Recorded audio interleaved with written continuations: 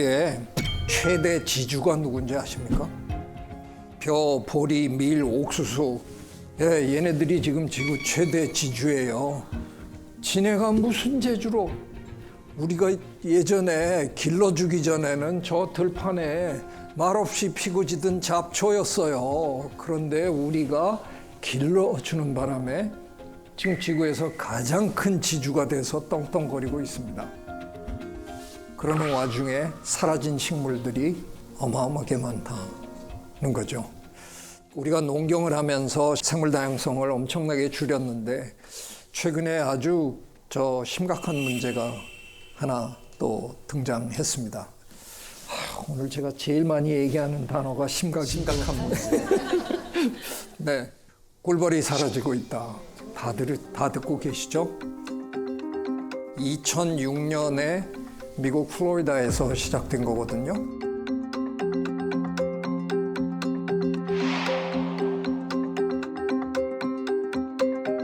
우리나라는 별일 없는 줄 알았는데 한 3, 4년 전부터 이제 심각해지기 시작했습니다. 이게 우리나라의 벌꿀 통의 숫자가 미국에서 기르는 통의 숫자랑 맞먹습니다.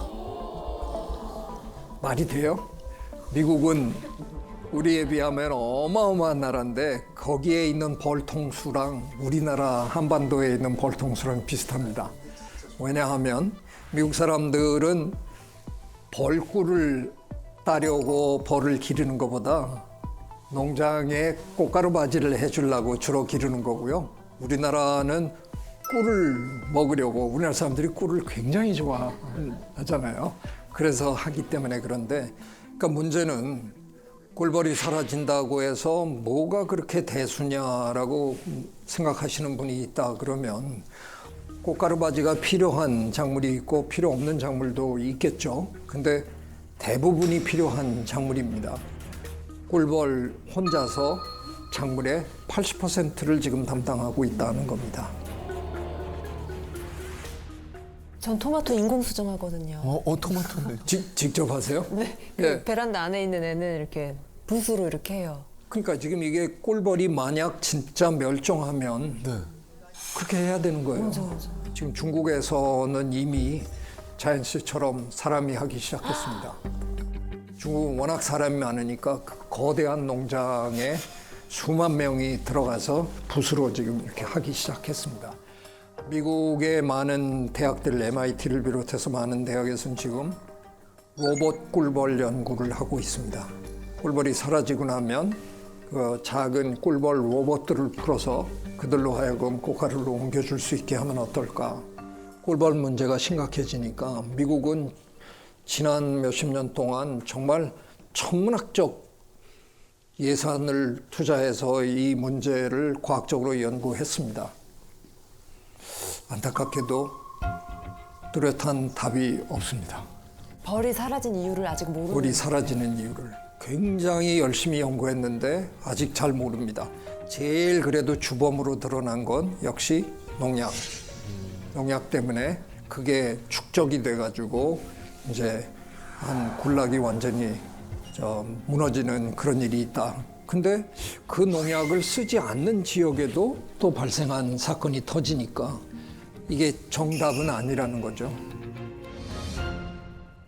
저는 약간은 경제학적으로 문제를 한번 풀어볼까 해서 혹시 꿀벌의 사회에서 어느 순간에 경제성, 타당성이 사라지면서 그냥 이거 해봐야 우리 손해인데 그리고 사라지는 게 아닐까. 꿀을 만들어 놓으면 뺏어가고 그래서 더 이상 일할 필요가 없다 이건. 아니 그동안 근데 우리가 뺏어 갔어도 그들은 자기 먹을 게 뭐 제법 충분했기 때문에 그냥 뺏기는 거 알면서도 우리한테 그냥 협조했을 것 같은데 지금은 제가 보기에는 자기들 먹을 수 있는 그 경제성 수준 이하로 떨어지기 시작하니까 그냥 포기해버리는 일들이 벌어지는 게 아닐까. 꽃가루 바지가 필요한 작물의 80%가 사라진다. 그 문제가 심각한 겁니다. 꿀벌이 사라지면 식량 대란이 벌어지겠죠. 전쟁이 나지. 그죠? OECD 국가 중에서 식량의 자급률로 볼 때 OECD 국가에서 최하위입니다. 세계 113개국 중에서 우리가 한 39위인가? 근데 뭐 거기는 못 사는 나라 다 포함된 거고요. OECD 국가, 잘 사는 나라 OECD 국가 중에서 우리가 제일 열악한 나라입니다. 자, 우리나라 반도체, 뭐 스마트폰 이런 거 잘 만들어서 배 잘 만들어서 돈 잘 버는 나라잖아요. 부가가치가 상당히 높은 산업이겠죠. 근데 식량이 부족해지면 우리는 우리나라에서 쌀하고 달걀 빼놓고는 거의 대부분의 거를 해외에서 사다 먹는 나라입니다. 반도체 스마트폰 팔아서 돈 많이 벌어가지고 지게에다가 돈을 이렇게 싸질머지고 갑니다. 저 빵 좀 주세요. 근데 그 나라에서 우리 먹을 것도 없습니다. 죄송합니다. 그리고 닫으면 그냥 못 사는 겁니다. 그러니까 이 문제는 보통 심각한 안보 문제가 아닙니다. 식량 위기가 심각해지면 이거는 인류 생존의 문제랑 직결되는 겁니다. 식량 대란은 차원이 다른 재앙입니다. 생물 다양성의 감소의 배후에 기후변화가 있다라고 여러 차례 말씀드렸습니다. 저 끓는 물 안에 개구리를 집어넣으면 그 개구리는 그래도 사는데 왜? 닫자마자 튀니까. 그래서 약간 화상을 입을지는 몰라도 그냥 사는데 그냥 미지근한 물에 있는데 밑에서 서서히 데우면 죽는다는 거잖아요. 기후변화가 딱 그런 현상이에요. 지금 우리가 뭐 2도 이런 얘기 하지만 그게 갑자기 어느 날 2도가 팍 오르는 게 아니잖아요. 그냥 야금야금 오르다 보니까 우리는 못 느낍니다. 그러다 보면 어느 순간에 돌이킬 수 없는 지점을 넘었을지도 모른다 하는 겁니다. 세계적으로는 2019년이었나요?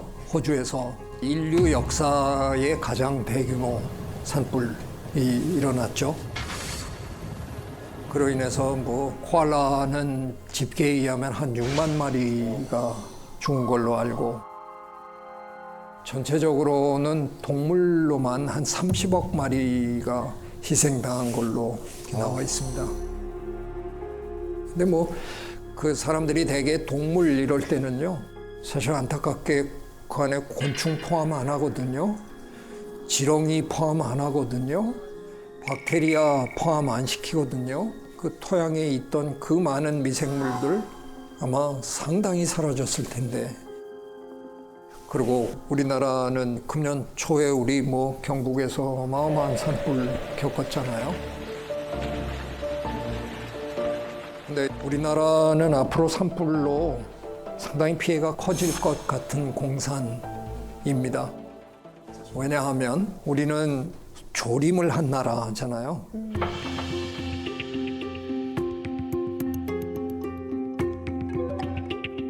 근데 이렇게 하다 보니까 사람들이 원하는 수종을 자꾸 심다 보니까 이상하게 우리가 소나무 위주로 많이 심어서 키우고 있습니다. 근데 이 소나무가 불이 붙으면 너무 불이 잘 타는 거죠. 그러니까 산불의 위험이 훨씬 큰 거고요. 근데 산불 때문에 되게 흥미로운 일이 벌어졌어요. 96년에 강원도에서 어마어마한 산불이 있었잖아요. 굉장한 면적이 불에 탔는데 환경부랑 산림청이랑 합의를 못 봤어요. 이걸 어떻게 할 거냐. 산림청과 환경부가 산림을 대하는 태도가 아주 다릅니다. 산림청은 산에 있는 나무 이런 거를 재원으로 보는 거고요.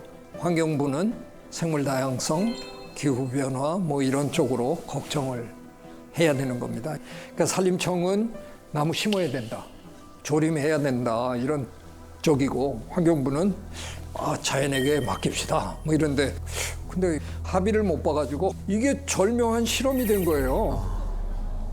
환경부 쪽은 대조군이 된 거고 산림청 쪽은 직접적으로 개입해서 했으니까 실험군이 된 겁니다. 96년이니까 이제 거의 30년이 됐죠. 두 양쪽의 숲의 모양이 굉장히 많이 변했습니다. 너무 궁금하다 진짜.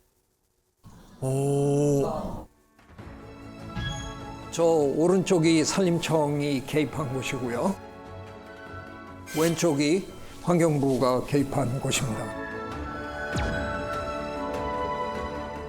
병원도 만만치 않은데요? 보기에는 산림청 쪽이 예쁘죠? 네. 만일 우리가 산림을 자원의 차원에서 보면서 수익을 창출해야 되겠다. 그러면 아마 이렇게 하는 게 좋을 수 있겠죠. 근데 수종이 너무 단순해서 생태계가 그렇게 건강하지 못해요. 그래서 산불에도 취약하고 그 안에 살아야 되는 여러 가지 동물들이나 뭐 곤충들 생물 다양성 차원에서 아직 굉장히 열악합니다. 그래서 그냥 겉모습만 녹색이라서 아름다울 뿐. 근데 이쪽은 언뜻 보면 뭐 쓸데없는 나무들이 많이 자라고 있는 것처럼 보이긴 하겠지만 침엽수와 화렵수가 골고루 섞여 있고 조림을 한꺼번에 하지 않았기 때문에 여기에 식물들은 키가 다 다르거든요. 큰 나무가 있는가 하면 아래 작은 나무도 있고 그러다 보니까 곤충들이 여기는 많이 들어와서 살 수 있고 다른 작은 동물들도 있고 그러니까 생물 다양성 차원에서는 이쪽이 탁월합니다. 산불이 나도 침엽수가 절대적으로 많은 게 아니기 때문에 화렵수가 어느 정도는 산불을 제어해 줄 수 있는 여러 가지 그런 요소도 있고 그래서 우리가 뭘 원하느냐에 따라서 사실은 다른 정책을 할 수가 있는 건데요. 적어도 이제 우리가 이런 일들을 지금 몇십 년 동안 했잖아요. 이제는 조금은 생물 다양성 차원에서 우리 산림 관리를 할 때가 된 게 아닌가 저는 이제 그런 생각을 합니다.